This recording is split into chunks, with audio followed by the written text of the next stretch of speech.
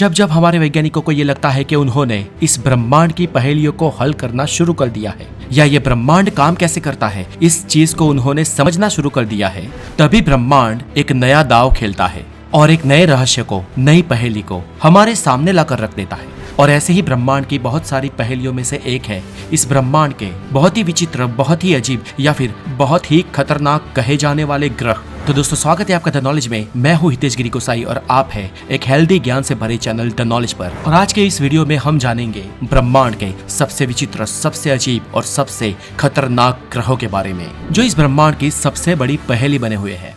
तो चले शुरुआत करते हैं हमेशा गायब रहने वाले एक अदृश्य ग्रह से, केपलर 1b। हमारी पृथ्वी से करीब 750 लाइट ईयर दूर ड्रेका कॉन्स्टेलेशन में लगभग हमारे गुरु से समान रूप के आकार वाला एक बड़ा प्लेनेट मौजूद है। दोस्तों, ये एक गैस जायंट है और इसकी खास बात यह है कि अगर आधुनिक उपकरणों का उपयोग ना किया जाए तो ये ग्रह कभी दिखेगा ही नहीं। जी हाँ दोस्तों, ये ग्रह शाह अंधेरों में गिरा रहता है और एक काले कोयले की तरह घूमता रहता है। दोस्तों, आमतौर पर जब भी किसी तारे का प्रकाश किसी ग्रह पर पड़ता है तो दूर से भी वो ग्रह तारे की तरह चमकता दिखाई देता है। वो ग्रह रोशनी को रिफ्लेक्ट जरूर करता है, लेकिन इस ग्रह की खास बात यह है कि वो अपने तारे से आने वाली पूरी 100% रोशनी को एब्जॉर्ब कर लेता है। हमारे वैज्ञानिकों का मानना है कि इस ग्रह पर विपुल मात्रा में स्ट्रेंज गैस मौजूद है और ये गैस इस ग्रह पर पड़ने वाली रोशनी को एब्जॉर्ब तो कर लेती है लेकिन रिफ्लेक्ट नहीं होने देती, और इसी कारण ये ग्रह इतना काला है, इतना इनविजिबल है। दोनों साइड से विपरीत वातावरण वाला एक एलियन प्लेनेट। दोस्तों, हमारी पृथ्वी से 20 लाइट ईयर दूर एक ऐसा ग्रह है जिसे कुछ हद तक हैबिटेबल कह सकते हैं और वैज्ञानिकों को लगता है कि यहाँ पर एलियन होने की संभावना है। ग्रह का नाम है ग्लीड्स 581c। पर दोस्तों, ये ग्रह हमारी पृथ्वी से काफी अलग है। ये ग्रह एक लाल तारे के चक्कर लगा रहा है, इसलिए इस ग्रह की सरफेस पर उसके वातावरण में सूरज का पूर्णतः लाल प्रकाश दिखाई देता है। और सबसे इंटरेस्टिंग, सबसे हैरान करने वाली बात यह है कि ये ग्रह खुद की दूरी पर नहीं घूम रहा है, इसलिए अपने तारे के चक्कर लगाने के टाइम इस ग्रह का एक हिस्सा हमेशा अपने मातृ तारे की ओर रहता है और आधा हिस्सा ब्लैक, डार्क या अंधेरे में रहता है। इसे टाइडली लॉक प्लेनेट कहते हैं और इसीलिए इस ग्रह पर आधे हिस्से में हमेशा के लिए दिन रहता है और आधे हिस्से में हमेशा के लिए रात बनी रहती है। और इस वजह से इसका जो हिस्सा तारे के सामने रहता है उस पर इतनी गर्मी बनी रहती है कि किसी भी जीव को पल में जलाकर खाक कर दे, और डार्क हिस्से में इतनी ठंड रहती है कि वो किसी भी जीव को जमा दे। तो दोस्तों, अब आप ये सोचोगे कि इस पर जीवन कैसे पॉसिबल है। हमारे वैज्ञानिक ऐसा कैसे कह सकते हैं कि इस ग्रह पर एलियन की मौजूदगी हो सकती है। तो दोस्तों, दरअसल इस ग्रह पर एक हिस्सा ऐसा भी है जो ठंडी और गर्मी के बीच में है, जहां पर टेम्परेचर मध्यम या जीने लायक है। और इस ग्रह का ये बीच वाला हिस्सा उसके पूरे सर्कल में मौजूद है और इसे हैबिटेबल जोन कहेंगे। और ये हैबिटेबल जोन का पूरा विस्तार ऐसा है जहां पर हो सकता है कि जीवन पनप रहा हो।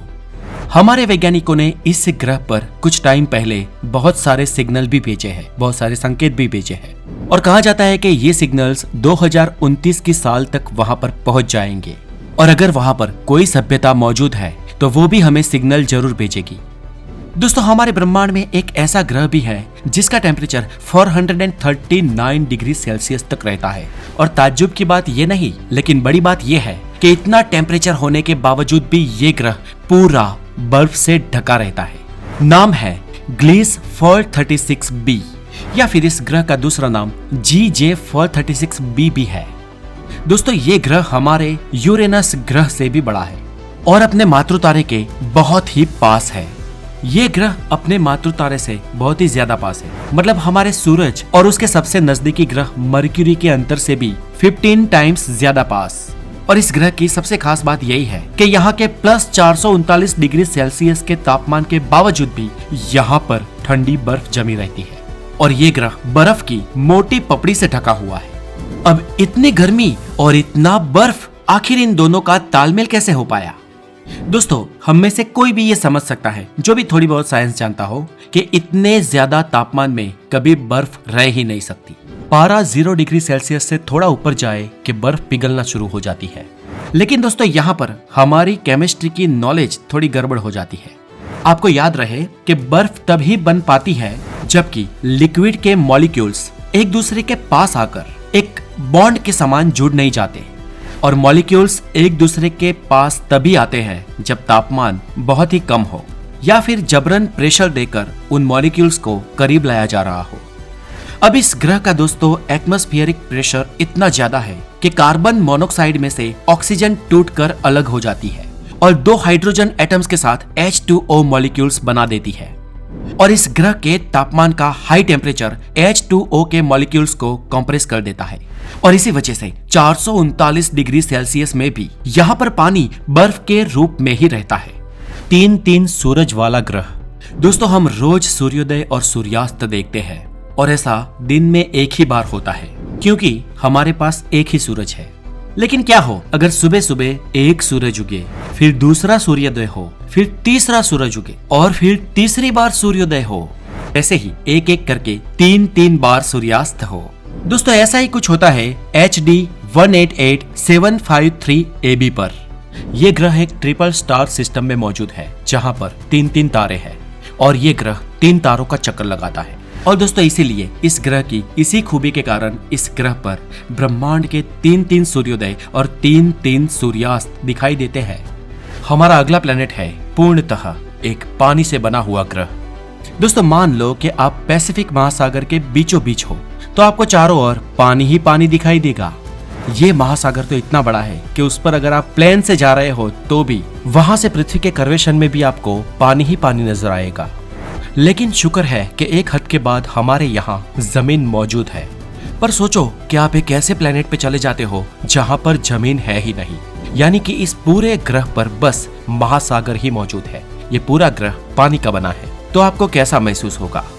GJ1214b ये ब्रह्मांड का एक ऐसा ग्रह है जहाँ पर चारों ओर बस पानी ही पानी मौजूद है।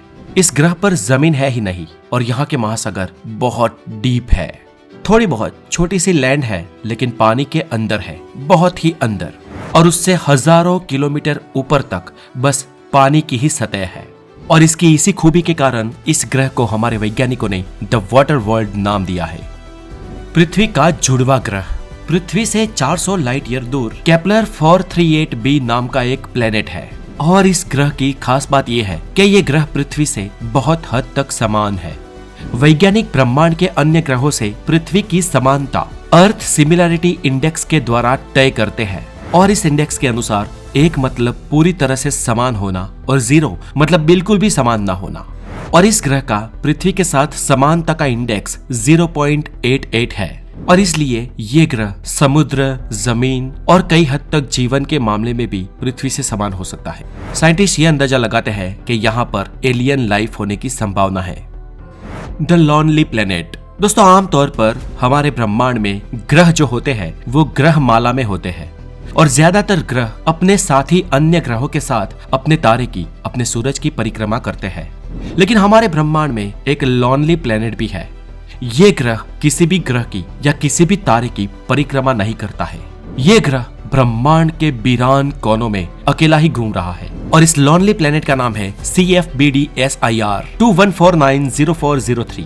पता नहीं ये साइंटिस्ट इतना बड़ा नाम क्यों देते हैं, लेकिन ये ग्रह हमारे ब्रह्मांड में बिल्कुल वीरान, बिल्कुल अकेला है, और इसलिए इस ग्रह पर हमेशा अंधकार बना रहता है। अगर आपको इस ग्रह की सरफेस पर जाना हो तो आपको लाइट की आवश्यकता जरूर पड़ेगी। ये ग्रह हमसे 140 लाइट ईयर दूर है। इस ग्रह का आकार भी बहुत बड़ा है, हमारी पृथ्वी से भी बहुत बड़ा, और साइंटिस्ट ये मानते हैं कि इस ग्रह के बड़े आकार और ग्रेविटेशनल फोर्स की वजह से हो सकता है कि ये अपने सोलर सिस्टम से बिछड़ गया हो, और ये भी हो सकता है कि इस ग्रह पर बहुत ही ज्यादा मात्रा में हैवी और इम्पोर्टेंट एलिमेंट्स मौजूद हो। वैज्ञानिकों का मानना है कि इस ग्रह की उम्र करीब 3 अरब साल हो सकती है। दोस्तों इस वाले की उम्र तो बस 3 अरब साल थी, लेकिन हमारे ब्रह्मांड में एक ऐसा भी प्लेनेट है जिसकी उम्र करीब 13 अरब साल से भी ज्यादा मानी जाती है। नाम है PSR B162026b।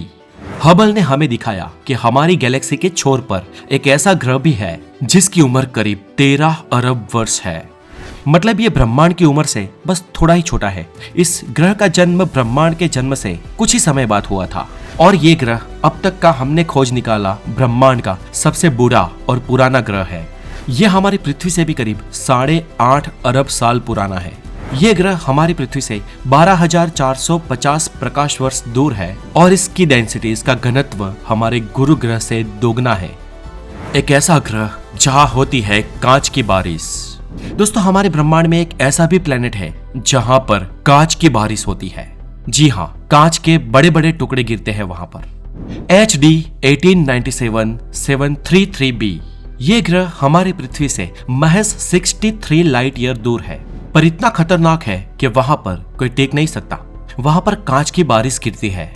अब ऐसा इसलिए होता है क्योंकि वास्तव में इस ग्रह का एटमॉस्फेयर सिलिका के पार्टिकल्स से बना है और यही पार्टिकल्स इस ग्रह पर कांच जितनी तीक्ष्ण बारिश करने के लिए जवाबदार है।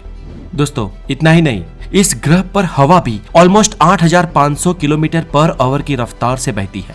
और दोस्तों, आपको बता दूं कि ये स्पीड सुपरसोनिक स्पीड यानी कि साउंड की स्पीड से भी बहुत ज्यादा है ना ये ग्रह अनबिलीवेबल।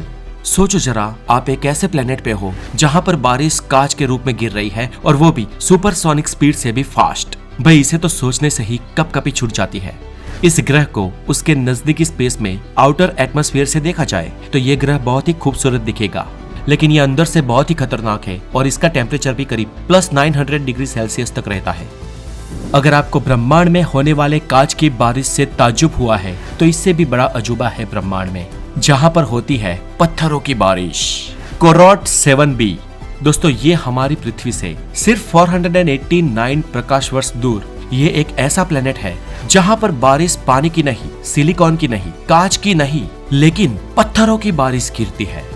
जी हाँ दोस्तों, इस ग्रह पर बारिश के रूप में पत्थर बरसते हैं क्योंकि यहाँ का टेम्परेचर 1900 से 2900 डिग्री सेल्सियस तक रहता है। और दोस्तों, इतना ज्यादा टेम्परेचर होने की वजह से यहाँ के डस्ट पार्टिकल, पत्थर और खड़क भाप में बदल जाते हैं। और जब टेम्परेचर 1900 डिग्री से कम होता है यानी कि टेम्परेचर गिरता है, तब ये भाप में बदले हुए रॉक्स के पार्टिकल मैग्मा का रूप धारण कर लेते हैं और नीचे आने लगते हैं।